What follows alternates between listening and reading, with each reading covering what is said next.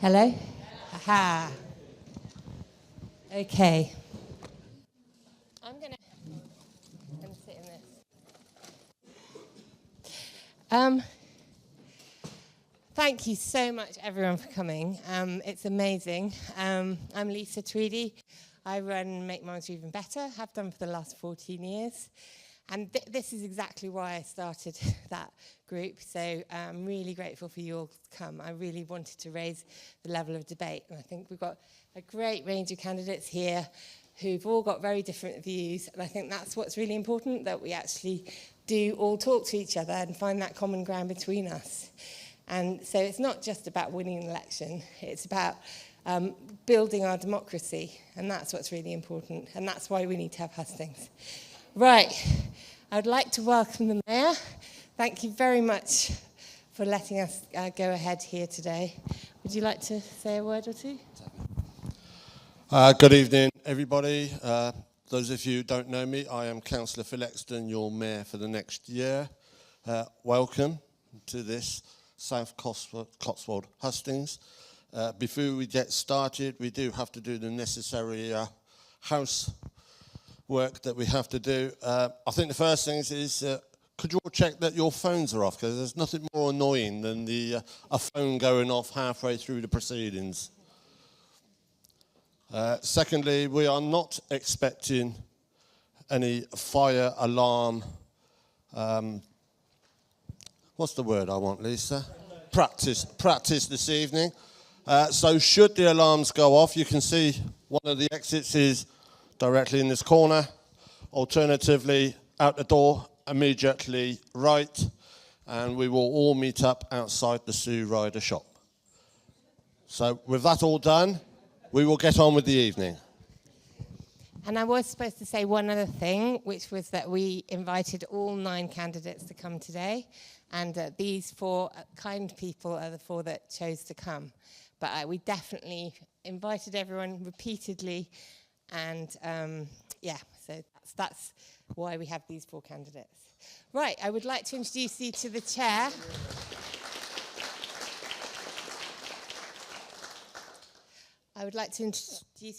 Who is our vicar of the Abbey, Oliver Ross. Thank you. Thank you, Lisa. That's very kind. And thank you for all you've done for this evening. Absolutely. Thank you.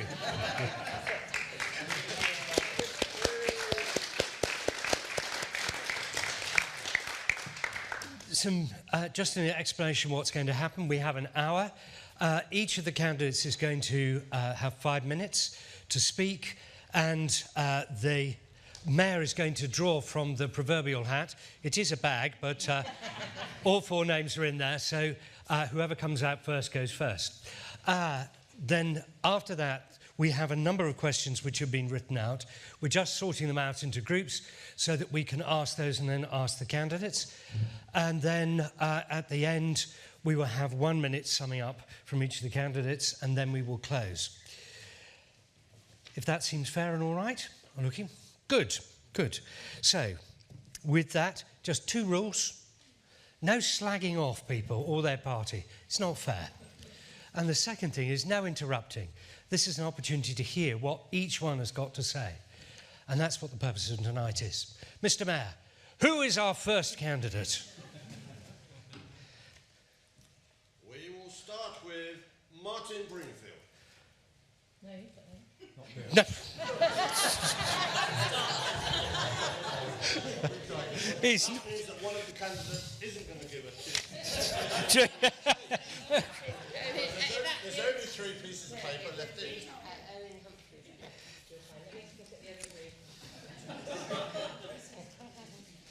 As long as my name's not on one of them, Lisa. 30 seconds is more than enough for me, not 5 minutes. Yeah, no, That's it. You're going first. Right. Sorry.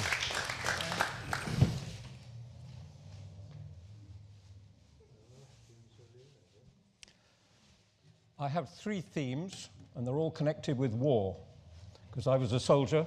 This is my grandfather's blue bonnet in the Black Watch, of which he was the colonel of the regiment.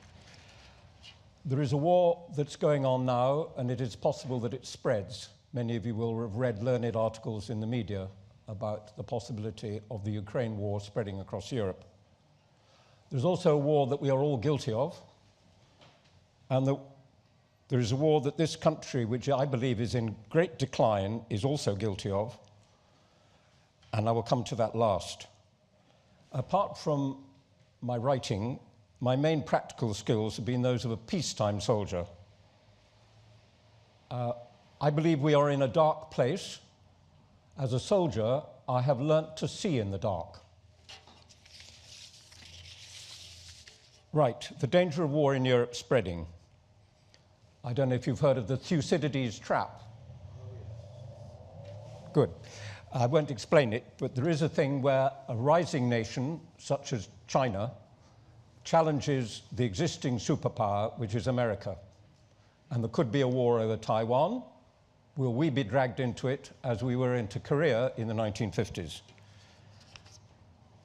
Speaking of my own experience, I joined my family regiment at the late age of 25, and I recommend any of you who are parents, grandparents, or uncles to encourage children who aren't certain what they want to do in life to join the army first, perhaps before university.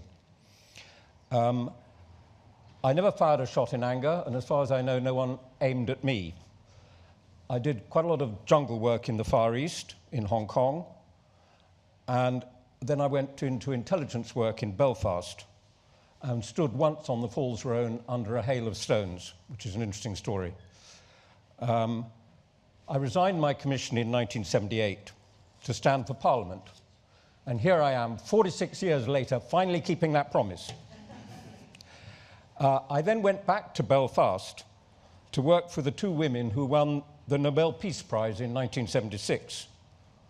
That's Mairead Corrigan and Betty Williams. I worked in youth clubs, discos. I went to Corrymeela. There were mixed groups of Protestants and Catholics. And I heard Pope John Paul II speak in a field at Drogheda.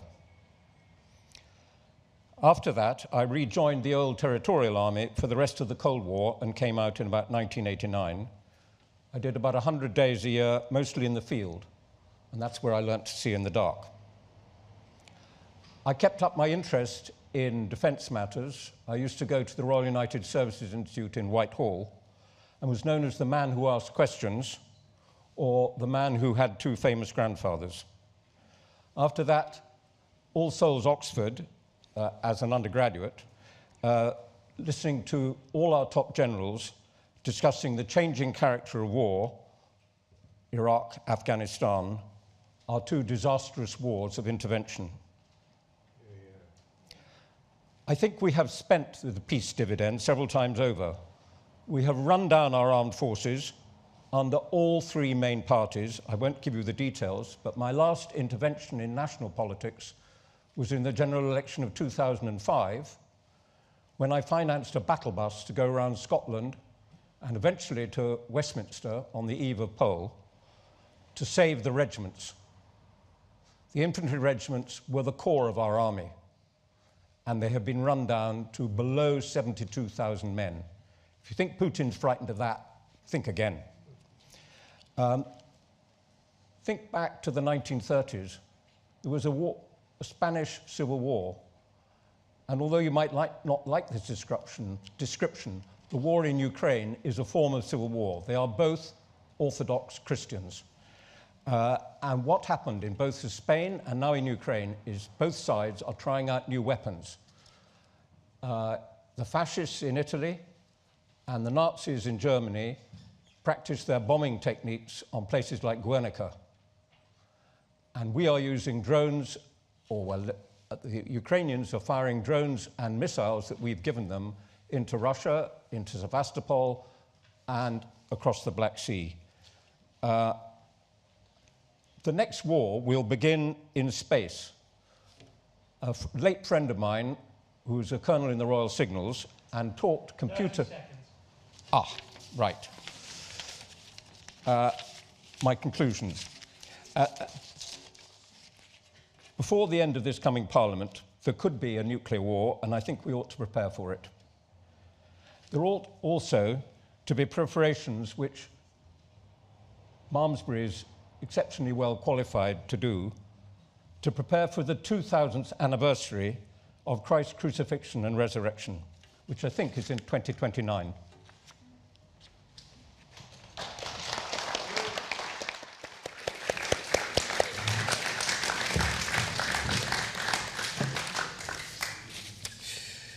Thank you very much. Which is an independent. Thank you. Next name.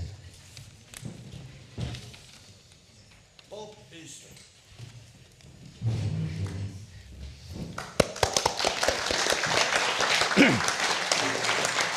Right. Thank you, ladies and gentlemen, and once again, thank you, Lisa, for organising tonight. Quick introduction, my name's Bob Eastoe. I'm an engineer, accountant, company director, until I retired a couple of years ago, a recycling entrepreneur, husband, father, grandfather. I've walked the walk and talked the talk when it comes down to seeing how businesses can embrace sustainability and the way we can actually make a difference to the world. What I think we are looking at here is looking at the opportunity of having a really positive vision for what we can in this country do to lead the rest of the world in our wake, and come with us. We have both a practical obligation and a moral obligation to actually work for a far fairer and greener society. And we need to be far more ambitious than we have been up to now in changing the way that we live our lives in terms of our fossil fuels. I have to admit, my father worked for a fossil fuel company.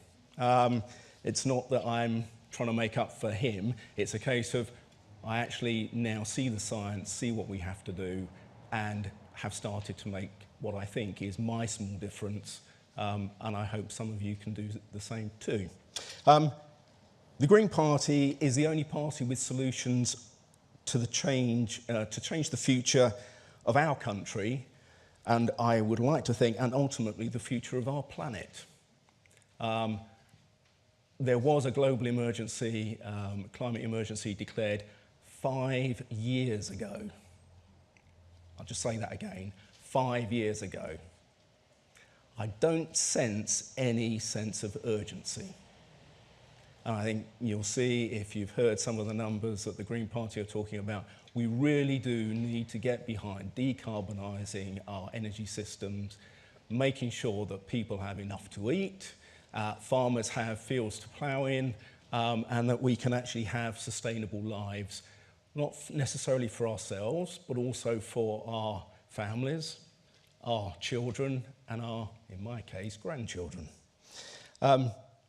We can't solve the solutions of the environment without sharing or solving the problems of inequality.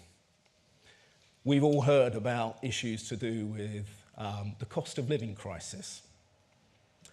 If you're a millionaire, you haven't got a clue what that's about. You have become wealthier and wealthier and wealthier. And the Green Party have a solution to that. It's called a wealth tax. Only if you have net assets of more than 10 million or more than 1 billion. So, I don't know. There may be people in this room that do have that sort of wealth. But other than that, you will be hardly impacted in making those changes or funding those changes. My other point I would look to stress to you all here today is we have to leave behind the neoliberal economics that we've had for the last 50 plus years. We have to find a different way of existing. If we don't, we won't be here in 100 years' time. Probably not 5 minutes, but that's all I've got to say at this stage. Thank you.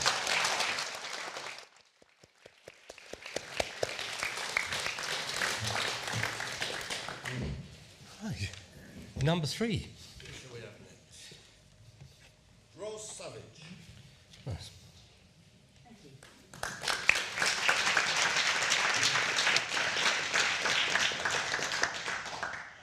Good evening, Malmesbury, and thank you very much to Lisa and Oliver for hosting this hustings.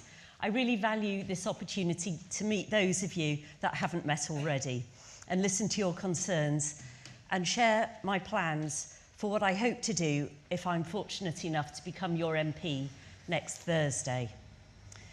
I'm not a career politician and I won't make empty promises, but I will make this pledge to you. I pledge that I will be an MP who listens, who communicates and serves you, your family and your communities. Over the last few months, I've knocked on thousands of doors in every village and town in the South Cotswolds. I've had over 2,000 individual conversations with residents about your concerns and your issues. People are fed up with broken Britain, with our collapsing NHS, with the escalating cost of living and with the discharge of sewage into our rivers and streams. You're fed up with potholes, the lack of access to NHS dentists, and corruption and cronyism at the highest levels of government. But even worse than all these crises, there seems to be a crisis of hope. People don't dare to expect that the future can be better than the present. And that, to me, is the real heartbreaking tragedy of what's happened over the last few years. I absolutely believe that we can do better. I believe it's time for a fresh start, that we can get back on track for a brighter future in which both people and planet can thrive. And I hope that I can be that fresh start, a new voice for you, and an engaged local champion who will stand up for your interests and work to fix this broken Britain. My liberal values say that everyone should be able to live and work and thrive, should have decent homes and vibrant communities. And I'd just like to take a moment now to say a few words about myself and my background and what made me decide to stand for Parliament. My dad was a Methodist minister and my mum was a Methodist deaconess. They raised me to be truthful and respectful with a real priority on serving others, especially the most vulnerable members of our society. My dad volunteered in a soup kitchen and my mum worked part-time as a teacher in a special needs class. We didn't have a lot of money when I was growing up, but that was not the most important thing in my family. We placed a real emphasis on kindness, service, and education. And I was very lucky that I got a decent education for free. I believe that education is a great equaliser of opportunity. I was the first in my family to go to university, and I was lucky enough to go to Oxford. My younger sister went to Cambridge because she just really likes to be different. And I then spent 11 years working in business in London. But then my life changed in 2003 when I woke up to the environmental crisis and felt that I just absolutely had to do something to raise awareness and hopefully inspire some action. So I decided to take this rather unusual form of environmental advocacy, of rowing solo across 3 oceans, using those voyages through my blogs and my talks and my books to raise awareness of the ecological crisis. So I became the first woman to row solo across the Atlantic, Pacific and Indian Oceans, earning 4 Guinness World Records and an MBE for services to the environment. Those adventures fundamentally changed who I am. To say they were character building would be a little bit of an understatement. I learned that I can take on massive, daunting challenges when I believe it's for a cause that really matters to the greater good. And I'm sure you can see the parallels between those challenges and the challenges that lie ahead in trying to rebuild broken Britain. So since I finished my last ocean in 2011, I've earned a doctorate in systems change and written a book about navigating towards the better future that I believe is possible. So what do I plan to do for Malmesbury and the rest of the South Cotswolds? My absolute priorities, and those of the Liberal Democrats, are fixing our broken NHS and social care. We believe in a fairer voting system. We believe in education that gives everybody an opportunity to thrive. There is so much good stuff going on in Malmesbury, and I want to take that good work and amplify it. The current government feels stale, our economy is stagnant, and many people feel stuck. 5 seconds. Thank you. The polls all say that this is going to be a close race. I hope that you might lend me your vote, and I promise I will not let you down. Thank you.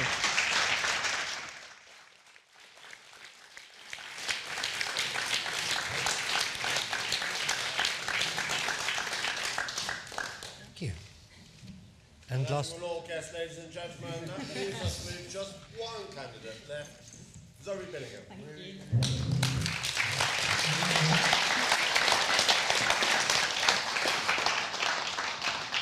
Hi there and good evening. Again, a massive thank you to Lisa and Oliver for hosting this event, which is the first and probably last open hustings we have of this general election campaign in the South Cotswolds.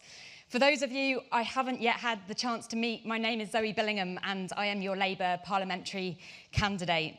I have 5 brief minutes and I'm going to aim to do 3 things. Firstly, just set out a little bit about myself for those I haven't yet had the chance to meet, although there are lots of familiar faces in the room.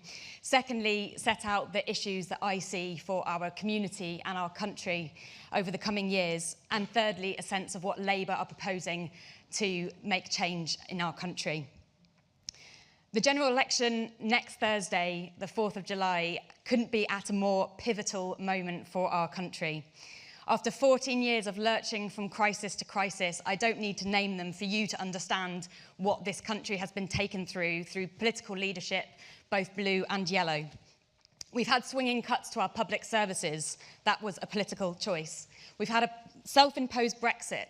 On an international level, we are no longer a credible partner. We've had complacency and a diminishment of political leadership during COVID. And we continue to see a cost of living crisis that means more and more people are falling into poverty. This could not be a more critical election.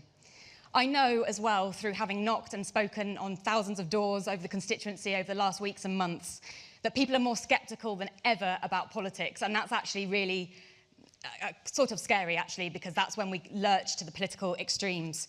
But I actually genuinely believe that politics can be a force for good. And when I look at what the last Labour government achieved, whether that's halving child poverty, bringing in gay rights, I believe, government can do a lot of good.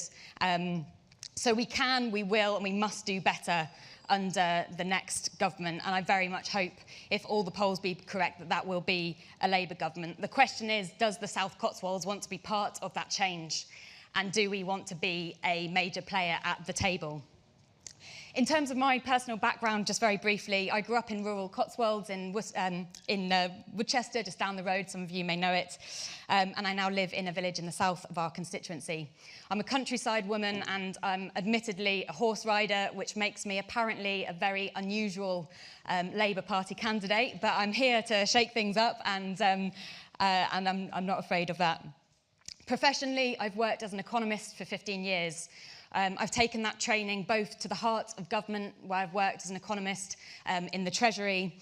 I've also worked in the private sector, advising FTSE 100 companies on their expansion plans. And just before leaving my work to campaign full-time, I was leading a charity that is focused on inequality. This means I know how to make change happen. Throughout my career, I've taken the concerns of people from the doorstep through to change, to real change in Parliament and in government. And I am driven by public service. That's why I entered the centre of government as a civil service at the beginning of my career and was there for the best part of a decade. And for me, politics is public service, and I think that's what we need to get back to. Thank you. So what can a Labour MP do for South Cotswolds? I've been reflecting a lot on what it would mean for the South Cotswolds to have a Labour MP. Of course, the South Cotswolds has never had an MP here before, given we're a new constituency, but I would very much like it to be a Labour MP so we can have a seat at the table. We live in an area of immense beauty, but actually also Although we have above average income and wealth, this hides a lot. This hides hidden poverty in our constituency. I've spent time at Cirencester Food Bank over the last 2 weeks. And, of course, we have a food bank in this very building in Malmesbury. And over the last year, over 4,000 emergency food parcels were distributed from here alone. So we have hidden poverty amongst our ranks, and we are not immune from the challenges that the country faces. So what to do? If elected as your active, rural and experienced Labour MP, we would have a voice at the heart of government. It's not going to be easy, and no one's pretending it's going to be easy, but it's important to be ambitious. So that's why my priorities are bringing down NHS waiting lists, returning to economic stability, and doing what we can to tackle the rural cost of living crisis, proudly delivering on clean and green growth and not shying away from the hard decisions, investing in our public transport that we know is all too essential in communities like ours, and creating opportunities for young people. Speaking to young people across the constituency, I know they're the often overlooked party, both at our level but also at the national level. So in conclusion, now is our time. Nothing is decided in this election. If you want an experienced voice at the heart of government representing your interests and our South Cotswolds constituency, then I urge you to vote for Labour next week on the 4th of July. Now all you have to do is vote. Thank you.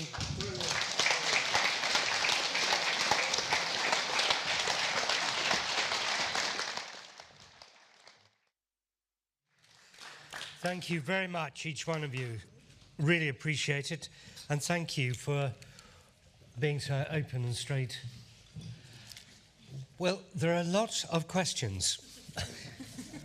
More than we can possibly get through. But can we turn and ask you, I will, in a sense, at each question, start with a different person at the front. But the first one is actually about Lyme Down. And we've got more questions about Lyme Down here. What are you going to do about Lyme Down? Do you have any thoughts in the balance between the production and solar farms? What are your thoughts, policy on Lyme Down? And they go on that form. Briefly as you go, but would you like to start, Anne? I know very little about Lyme Down, so I'll simply say I think this country needs to use less electricity. We have an awful lot of people who invent new ways of doing it, and if I can do an extreme policy, I would like to put out an international arrest warrant for big tech, who've made slaves of so many people. There's a groan and a worrying shake of heads. Right. Zoe. Thank you. So Lyme Down, that's the large-scale solar farm in the south of our constituency, for those who aren't aware, is a question that's being put into planning at the moment, and it will be decided whether it goes ahead under a Labour government. Now look, I'm totally open about the fact that we do need more renewable energy, wind, solar and tidal, over the coming years, and Labour has clear targets for 2030 that if we are to be ambitious on climate, we must proceed and meet. And that, for me, does include also increasing the amount of solar we have in our own constituency. On that basis, I have, on Lyme Down specifically, I do have concerns. I do have concerns about its scale, its ambiguous community ownership, and also the owners themselves. So these are outstanding questions for me. But I am pro more renewable energy, including in our constituency. And with a Labour MP under a Labour government, we can influence what that Lyme Down proposal looks like and ends up being delivered in our backyard. Thank you. Bob? Yes, I'm aware of Lyme Down. As a project, it fails my tests on a number of scores, and I think Zoe's mentioned some of them already. The owners. This is simply repeating the same issues that we have at the moment in terms of maintaining high energy costs. The bank involved in this have an awful track record of fossil fuel investments. This is a little bit of greenwashing on their part. They've also done a lot of damage to the UK economy and other places. So, oh, sorry, I thought I was being oh, there you go. There you go, that's better. Got to sit up straight, yes. So I have grave concerns simply about the economics of how this is being put together. The biggest issue that I have is there is no plan. I mentioned earlier that we we have declared a climate emergency, you would have thought that within 5 years there would have been a plan as to how these renewables would have been implemented and where. I mean, it is nice to know that we live in the sunniest part of the UK with so many solar farms here. So there is no reason why it should be here. Some of the gaps between the sites I had not realised until I was shown by a member of Malmesbury community the picture of how dotted around it is. It's just nuts. It also shows to me the fact that if landowners stroke farmers feel that they get a better return for renting out their fields for solar farms, then we've failed farmers in terms of the way that we support them to produce the food we need. So I think there's a lot of questions to ask which I'd want answers for before even considering it. And why solar? I know that we have had a de facto ban on wind turbines, onshore wind turbines, but they can generate a lot more per hectare than solar farms can. That's great. Right. Can I pass on to Ross? Thank you, Oliver.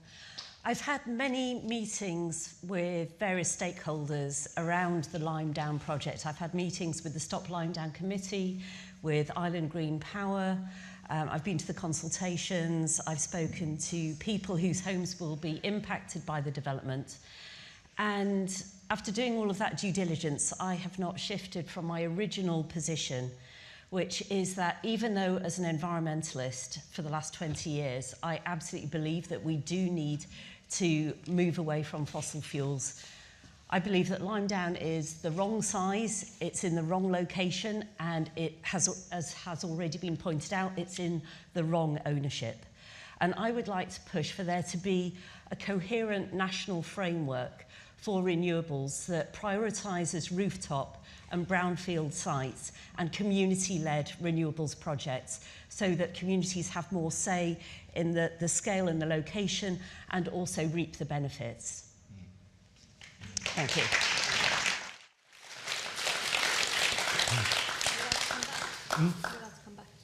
We're running out of time. It's running away. You have a minute afterwards at the end to throw back in.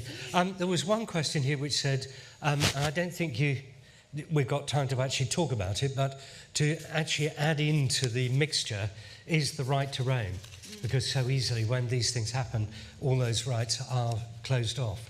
And so in all the debates, it would be good to hear that in there as well. This is a slightly sideways question.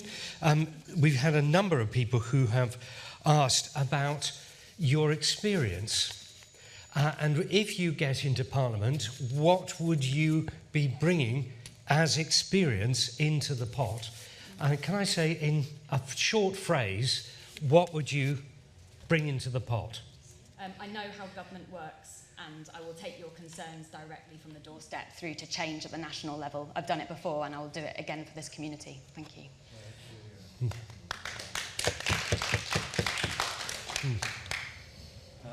Experience. 40-year career in business, a variety of businesses, has taught me that you listen to people and you learn, and then you put into plan. That's it. Ross.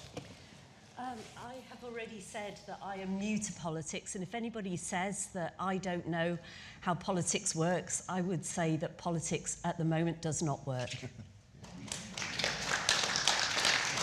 I first had a House of Commons past 70, working for a Liberal MP who won the Orpington by-election well before anyone's time else on the panel, but someone may remember it in the front row here. And I also, while I was still a regular army officer, on leave, I put out leaflets for the original Green Party, the Ecology Party. Jonathan Porritt was a friend, and I leafleted the whole of Fulham for him.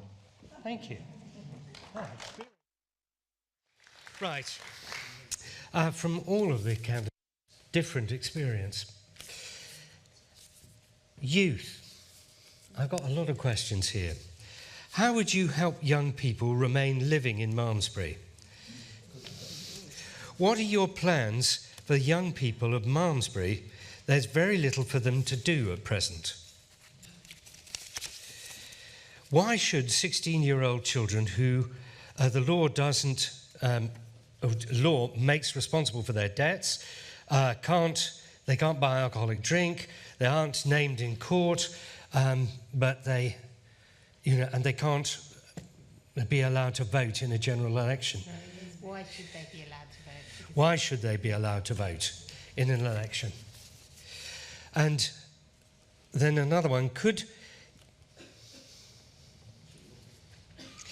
what have you been involved with the young people in the local environment or educational activities?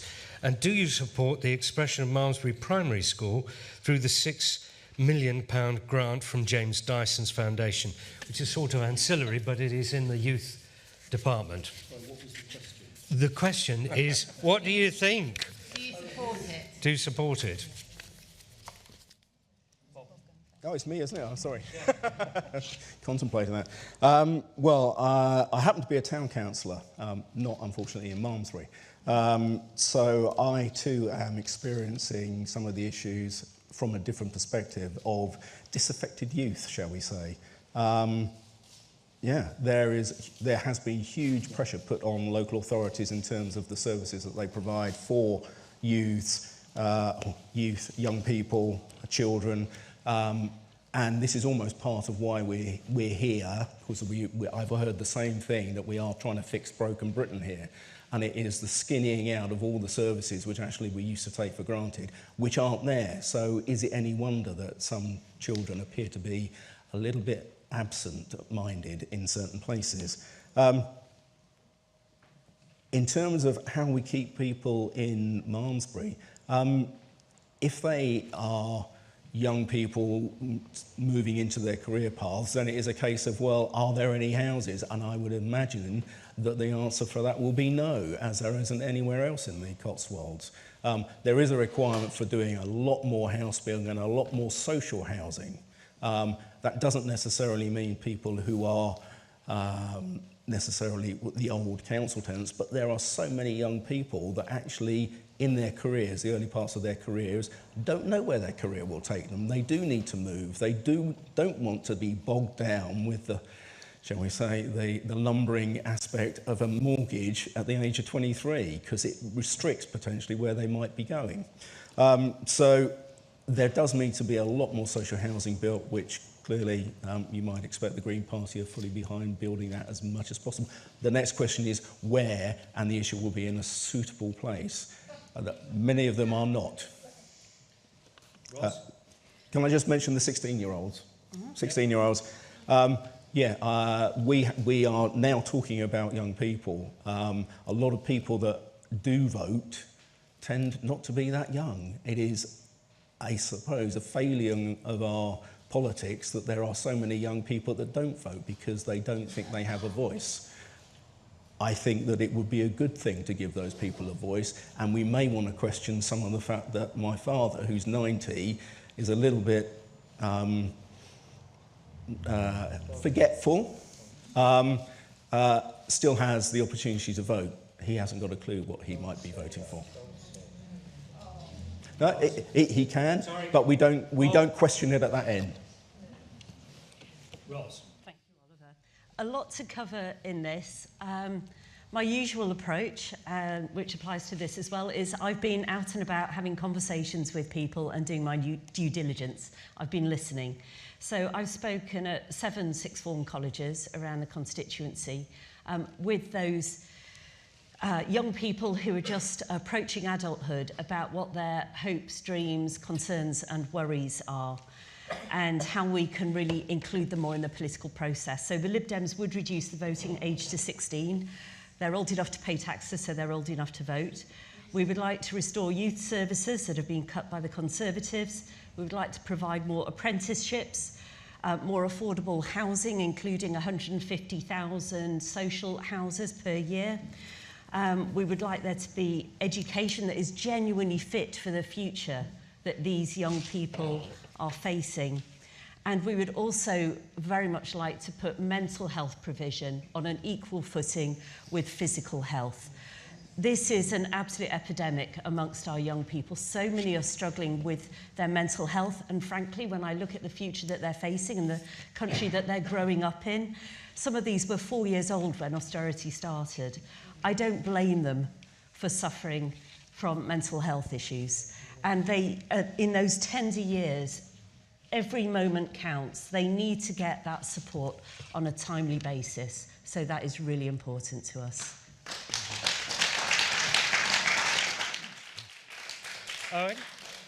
I've lived in Marston Maisie, which is halfway between Tory Fairford and Whig Cricklade.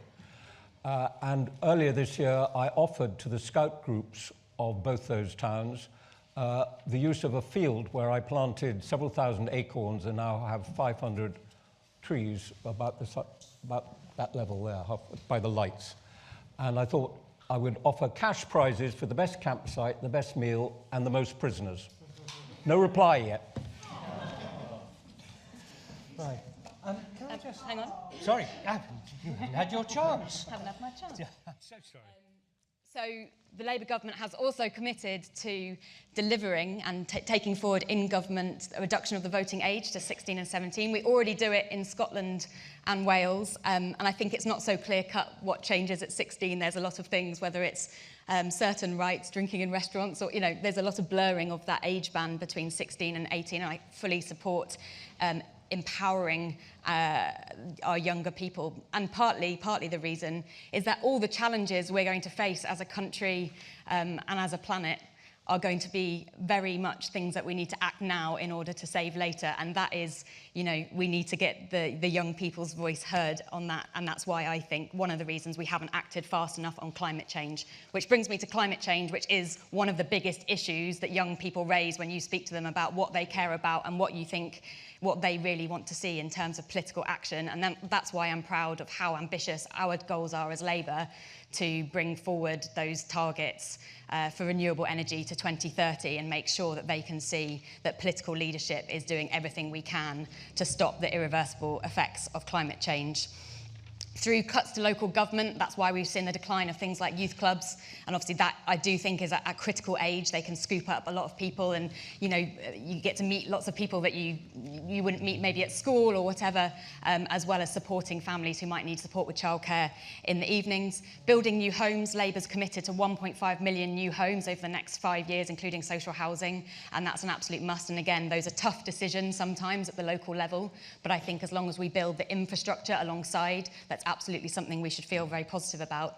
And just to pick up the question that nobody else responded to about Dyson's investment in our local schools, I would much prefer that an investment into Malmesbury schools is into Malmesbury schools, not a school, and I do have concerns about the impact that has and how that skews people's decisions between the various schools in Malmesbury. But I do think that when we look at the cuts that our schools locally have faced over the last 14 years from Conservative and Lib Dem government, we can't tell them not to take it. And so I think we've got to be pragmatic and we need investment in our schools. So if that's where it comes from for now, that's where it comes from for now. But in the future, I would like it to be evenly distributed and ideally invested in by the state. Ask the others to comment very briefly, on this issue of James Dyson's generous gift. Because you didn't get a chance to say. I'd rather he paid... That's right. They may have. Personally, I'd rather he paid £6 million more tax.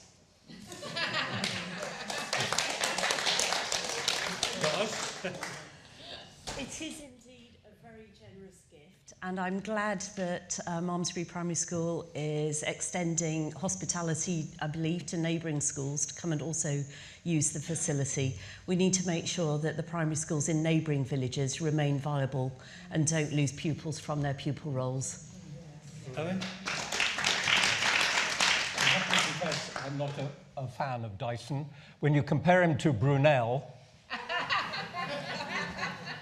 Right. Okay, on that note, let's move to something else.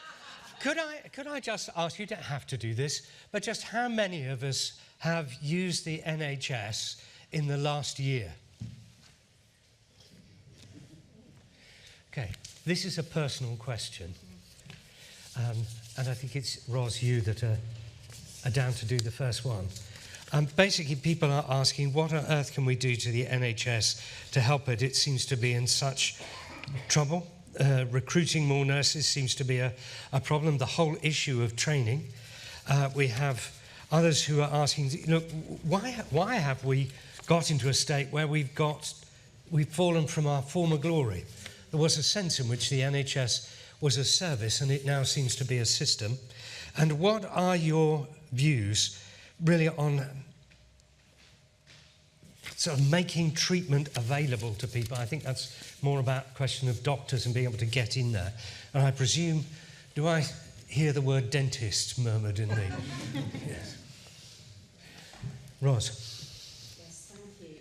I'm grateful to say that I am one of those few people who has not needed to use the NHS in the last year. But it was just a bit more than a year ago that my mother had a stroke and died a couple of weeks later. And I want to say that the NHS staff who took care of her were absolutely magnificent, working in very difficult circumstances. So, like all of you, I'm sure, I do very much appreciate the great institution of the NHS, but it is absolutely on its knees. And what the Lib Dems would like to do would be to recruit 8,000 new GPs so that people are guaranteed to see a GP within 7 days of needing an appointment. So that's the front door to the NHS. We also need to fix the back door, because at the moment the social care system is just not working. So we end up with people stuck in hospital who would want to go home, but they just can't get the care that they need. So the whole system, pardon the metaphor, is constipated. Like, it's blocked at the start and it's blocked at the end, and we need to get it flowing again. I know here in Malmesbury you've got a very good primary care centre. However, some of the surgeries in villages around are not quite so safe. The surgery in Shurston at the moment is potentially caught between a rock and a hard place, where they need to move out of the existing facility. And if that new surgery isn't built there soon, that's going to bring another 3,500 patients into the Malmesbury Primary Care Centre, and it just doesn't have the capacity. So that would be top of my list of priorities as your MP. And we also absolutely need to give dentists the incentive to take on more NHS patients. It breaks my heart to hear that dental decay is the #1 cause of children being admitted to A&E. And it's not just the pain of toothache. That comes with a whole load of other associated health issues, like respiratory problems. So we absolutely have to get this sorted out. I've heard about people trying to treat toothache with Bonjela, and that's just not going to cut it. So the NHS impacts all of our lives. There's so much more I could say about this, but I'm aware of time passing, so I will leave it there. We have to get it back up off its knees, and the Lib Dems have got a really solid, fully costed plan to do that.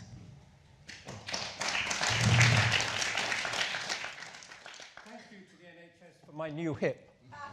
I would not be standing, let alone running, if I hadn't had a new hip in February. I had a brilliant surgeon, and when I signed myself out of the hospital because they wanted to go on treating me for something else, I gave my surgeon a list of low-tech aids to recovery. I think we are enslaved by high-tech, and we're enslaved by ambulance-chasing lawyers who frighten the daylights out of doctors, nurses, and everyone else. I had the privilege in the army of doing a week of nights in a London A&E hospital. Fascinating. Doctors and soldiers and nurses have a curious black sense of humour.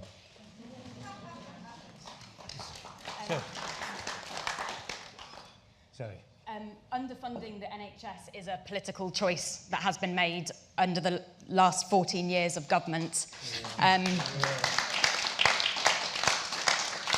And under the last Labour government, waiting times in the NHS were at a record low, and they've only gone up and up and up since then. And that's when we get people in declining health whilst on a waiting list, and that's why waiting lists are the #1 thing that has to be sorted in order to get our NHS back on track. And that's why we've committed to thousands of new medical staff in order to do so at all levels, and bringing back more evening, weekend appointments to make sure we can clear that backlog. And we've committed to an additional 40,000 appointments a week in order to do so, as well as bringing back the family doctor so that people have consistency through their treatment, because we know all too well that often records are lost or diverted and things take far too long. So that's what I want to see. My only thing that I'd like to come back on in terms of high tech is that I do think in certain elements that NHS is held back by poor technology, including, for instance, not having enough scanners. So that's the sort of thing that we do need to invest in immediately. And an investment in our health is an investment in the wealth of our country. So let's get it back on track. It's an emergency.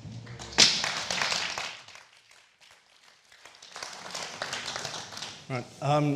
Very simple thing to start with is pay people. We have some absolutely fantastic people that put themselves in some very stressful positions to actually do some fantastic things for us, and they get paid £15 an hour. I actually know 4 trainee doctors. You give your life up for 6 months at a time, where you are going to be told where you will be every hour of the day for those 6 months, and you have to book holiday at least 6 months out for it. You are a machine, and you get paid something like £15 an hour when you take all those other issues, like your cost for your grant, well, not grants anymore, are they? It's your student loans, yeah. And as a doctor, your loan is going to be bigger than anybody else's. So we have to get real. Clearly, when it comes down to training doctors, yes, you do need to train doctors. It takes 7 years. So anything that we do from next Thursday, it's going to take you 7 years to see the first doctor. So where are they going to come from when we talk about the numbers that we would like to see? One is stop them leaving at the other end. There are a lot of, my personal friend is a GP, and he has just got sick of it. He has chosen to leave. We need to bring him back in. We need to get those people and make them feel that what they're doing is valuable for us and for the rest of our society. Training, we go back to training. The Green Party would actually go back to the old days, like myself. I didn't pay to go to university, and I got a grant to go to university. I'm that old. It's not the same for probably 33, 34-year-olds. They all have, or probably have, debts. We have to go back to a way of making training, not just for NHS workers, but training across the board for everybody, a lifelong learning issue. So that's one issue. And one other issue which I think we tend to forget, because it's embedded in what we are paying for at the moment, are PFI contracts. We have, at the moment, from 2018, we paid for £60 billion worth of value, and we will be paying till 2040 £200 billion in terms of cash. So when these contracts expire, we can take these issues back into national ownership, and we can provide those costs, those activities at far less. So.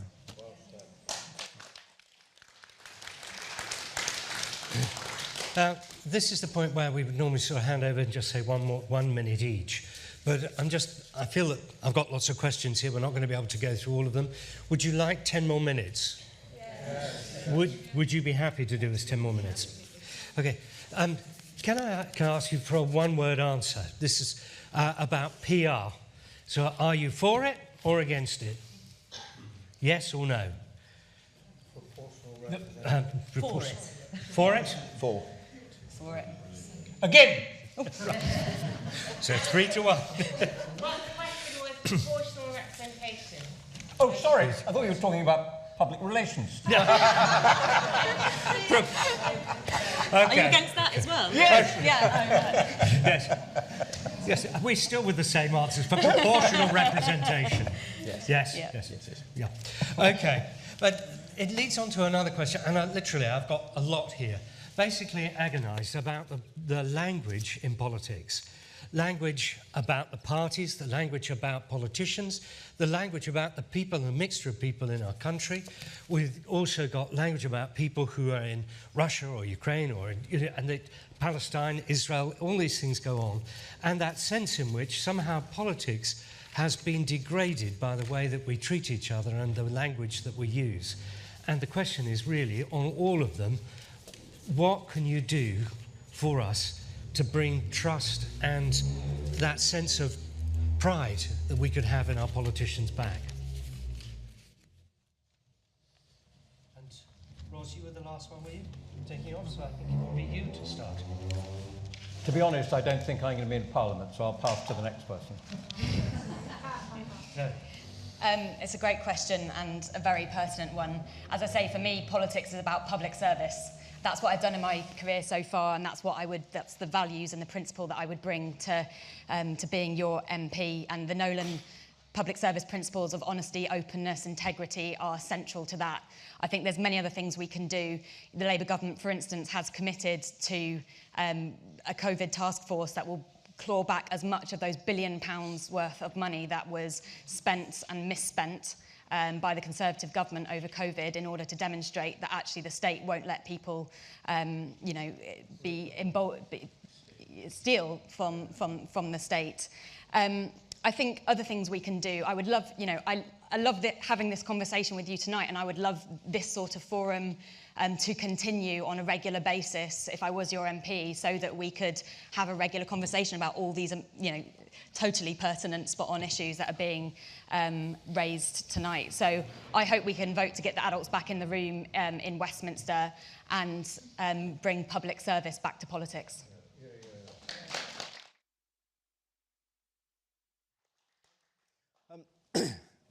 I'd like to think that what we call the great British public have a very strong sense of fairness and decency.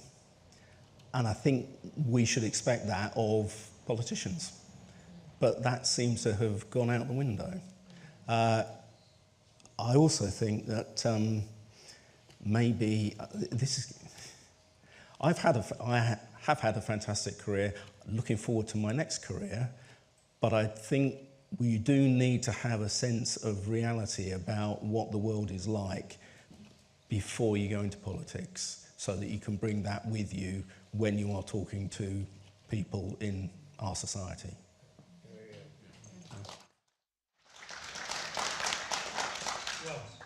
Thank you. Yes, I'm sure that anybody who's been out knocking on doors this election may well have been on the receiving end of some fairly frankly expressed opinions about politics and politicians, irrespective of party. So clearly there is a lot of work to be done to restore that relationship of trust between the elected and the electorate. People are just so fed up with Punch and Judy politics. They want to see grown-ups in the room talking seriously about very serious issues. So those Nolan principles that Zoe mentioned, the Lib Dems would like to see those enshrined in a ministerial code so that our elected politicians are actually held to account. I personally would also like to see a lot more cross-party collaboration. It does seem that politics has become too tribal. Thank you. Especially on issues that really need to have a long-term horizon, like education, like the NHS, like agriculture, where investments need to be for the long term, and the professionals that work in these areas need to know what the long-term vision is, so that they can plan and invest and train accordingly. So if I'm fortunate enough to be elected, I would like to be really active in building those cross-party collaborations. And I would also be delighted to work with absolutely any of you, no matter whether or not you voted for me. Thank you.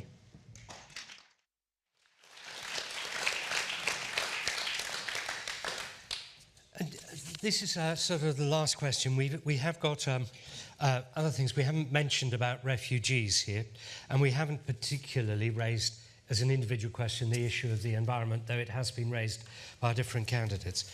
But I've got just a collection, there are 4 here, but it's echoed other places.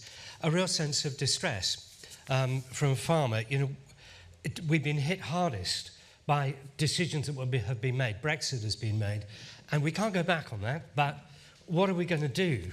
We've been hit hard. Others, you know, how are we going to provide for ourselves and grow food for ourselves? How are we going to deal with the whole issue of our utilities? And that whole question of that Brexit and the place that we're in has led us into a place where there seems to be more in the way of what do you call it, sort of documentation and things like that. Things seem to be, the word was constipated. How do we go forward? We know where we are, but there are these pieces of which are now in the puzzle. How do we deal with them? And Zoe, I think it's you next. Yeah, absolutely, a lot to unpack there, thank you. So on Brexit specifically, the person who posed the question is absolutely right that Brexit, whether someone voted for it or not, was not the deal that people thought it might be, especially for our farming community, who are now being undercut by trade deals that our government has made that undercut our British farmers by importing food at a lower quality from non-European countries. And we seem to be in this horrible stalemate while that our farmers just can't compete with that. So first and foremost, just to make farming even economically viable for those of our farmers who are, you know, proudly still in the profession, to make sure we're not allowing that to happen, making sure we're holding the countries that we're importing food from to the same high standards that we expect from our own British farmers. So first and foremost, that has to be fixed.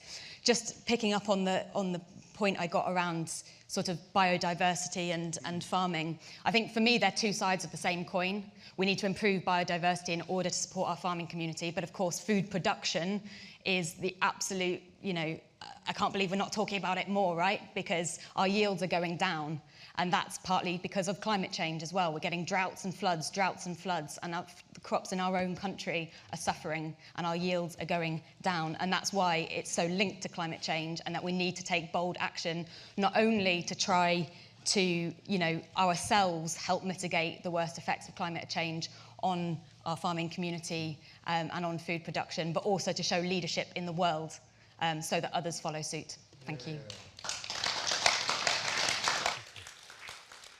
Bob.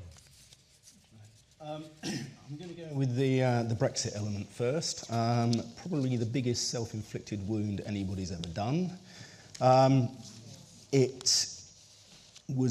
What has been delivered was not what anybody thought it would be. Obviously, one of the consequences is there should be 350 million a week being spent on the NHS, but where is it gone? The trade deal issue, yes, absolutely catastrophic issue for the farmers. The Green Party would pull out of those deals.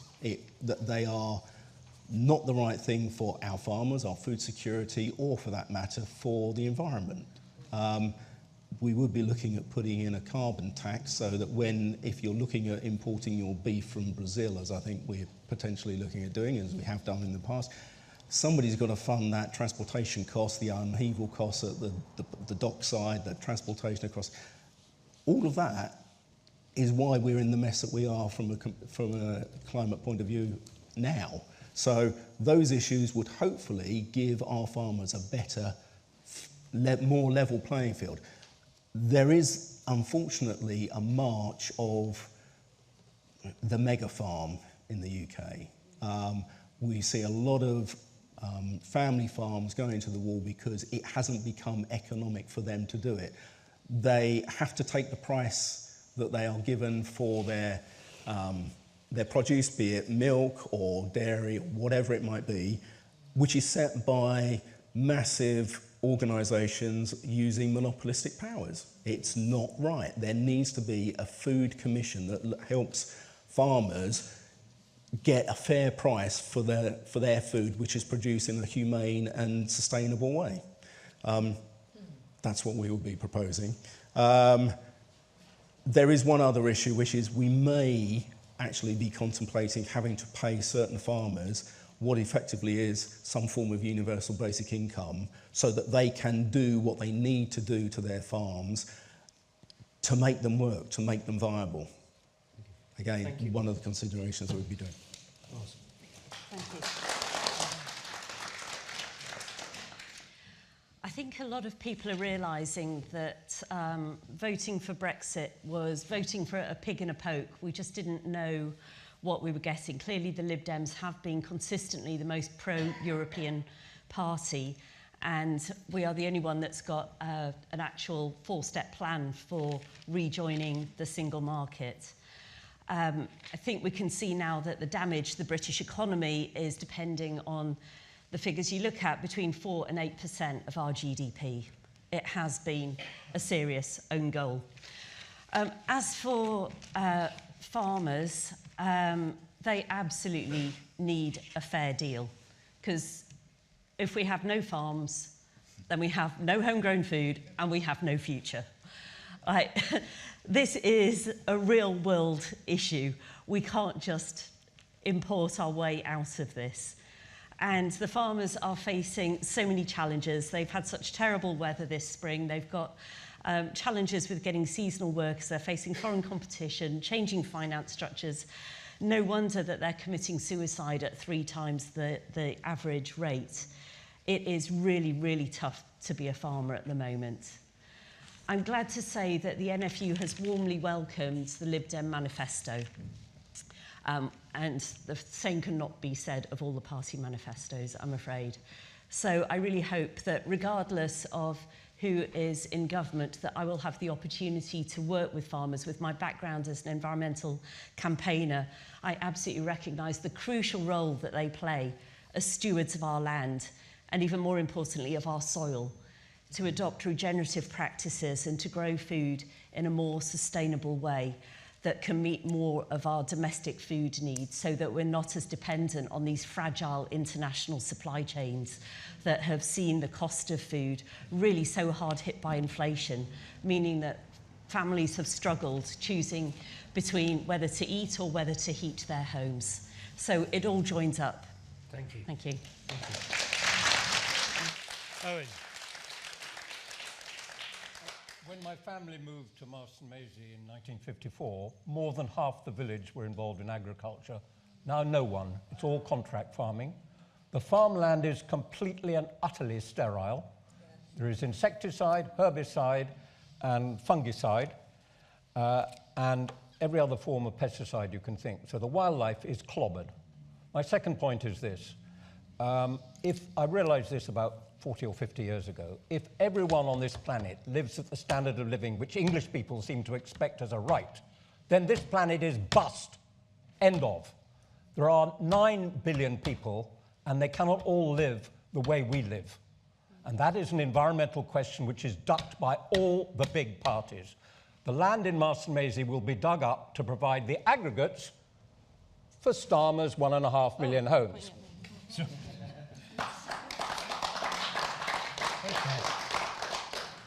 I'm sure it'll be taken from a few more places than just there. And I've looked at it. Smaller sites. Come on. Right. So 1 minute each.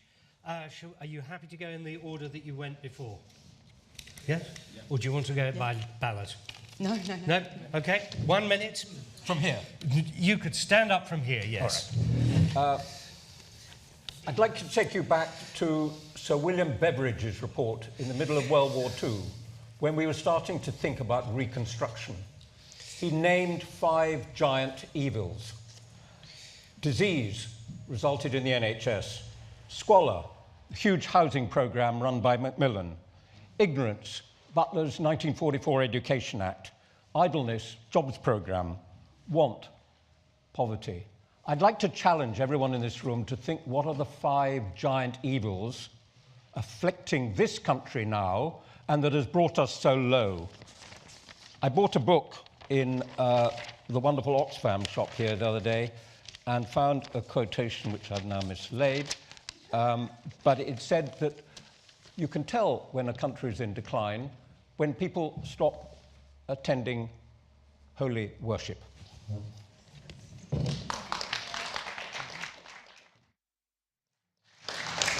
Thank you. We're at a pivotal moment for our country, for our community and our country. The South Cotswolds, the question for us here is, do we want to be part of it, or do we want to be relegated to the opposition, fighting in Parliament the same old fights over and over again, or part of the change that is coming and that I very much hope is coming next week on the 4th of July? Vote Labour. Thank you.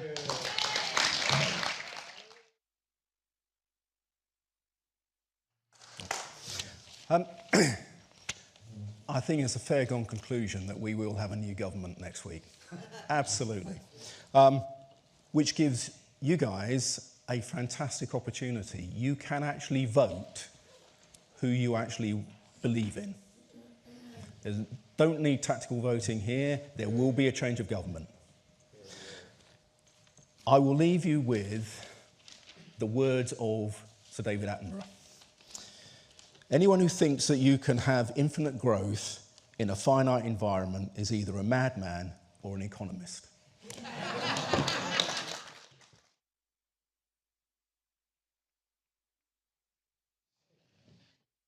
Thank you all for all the brilliant questions that you've raised here tonight. So many issues to address, and I know it sometimes seems like our problems are so numerous and so huge and so daunting. I've done a doctorate in analysing some of these problems, but heck, you don't need to have done a doctorate to know that there are going to be no quick fixes. We've got ourselves into a deep hole, and it is going to be hard to climb back out of it. But I know that I can do difficult things because I've done them before. And I believe that when we work together, we can get on top of these issues. I absolutely believe that positive change is possible, that we can fix this broken Britain and restore our standing on the international stage. I believe that we can solve our problems if we come together, if we share ideas and resources and work together towards a shared goal. So next week, July the 4th, I hope that you will place your faith in me. I really believe that I have the qualities that I can use to bring us all together, to collaborate, to combine forces and to create a fairer, better, brighter future for the South Cotswolds. Thank you.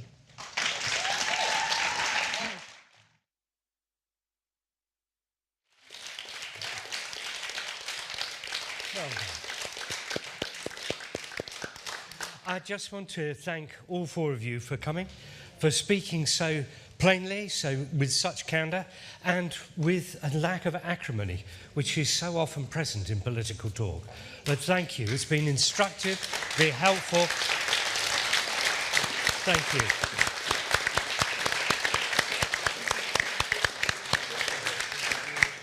I just want to say, combined here is an enormous amount of experience, knowledge, and understanding. We may not agree with everything, but this is a very hopeful sign.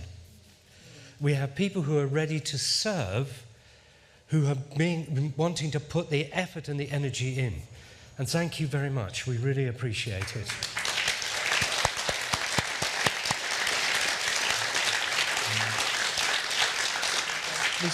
Lisa, a huge thank you to you for everything that you have done for this evening.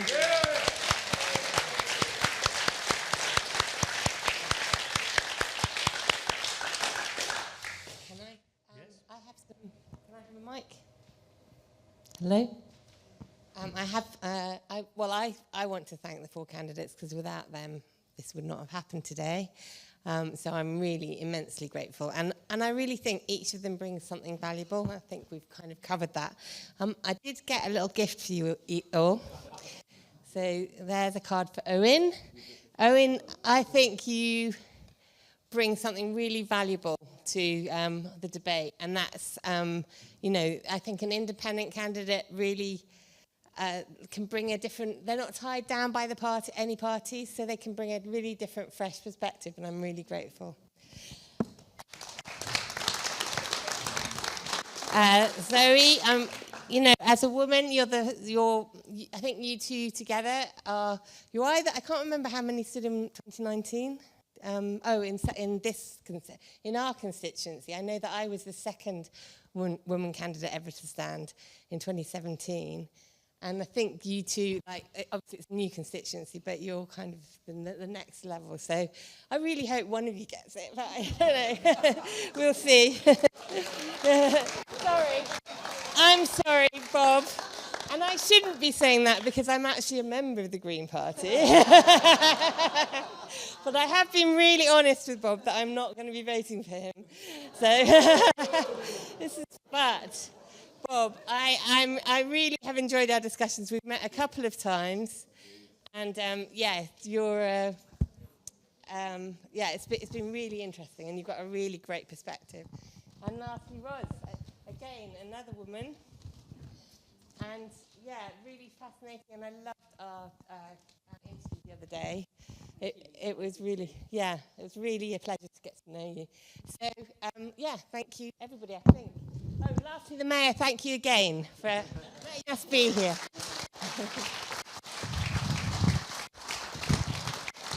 Oh, yes, and please join us for refreshment. We're going to, we've got some coffee and tea and wine. So please, and come and talk to the candidates and push the thing. Oh, sorry. Thank you very much. We've managed to live stream this event, and I would never have been able to do this sound like John has provided. He's a professional, does this sort of every week, and we only gave him 2 hours to set up, so it was amazing that he did this. And then Doug and Matt, who helped him out. Really good job. Excellent. Thank you very much. And Miranda and Jess, who've been running about this afternoon and earlier in the week, sorting things out, and thank you to them as well. And also to my fellow mods and Make Moms Be Better, who do an amazing job. They've been, the last 5 years, they just, they're every day, they're kind of moderating the group and trying to make it a safe place to speak out and talk about things.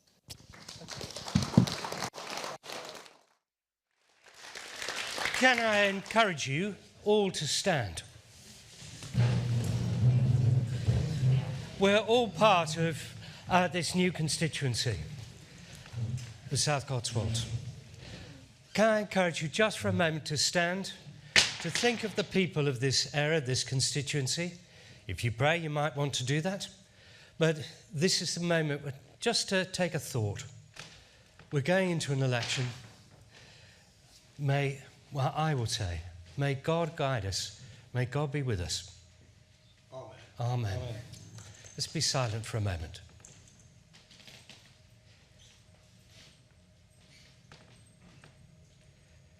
God guide us and God be with us. Amen. Amen. Thank you. Thank you for joining me and joining us all. It's been great. Thank you again.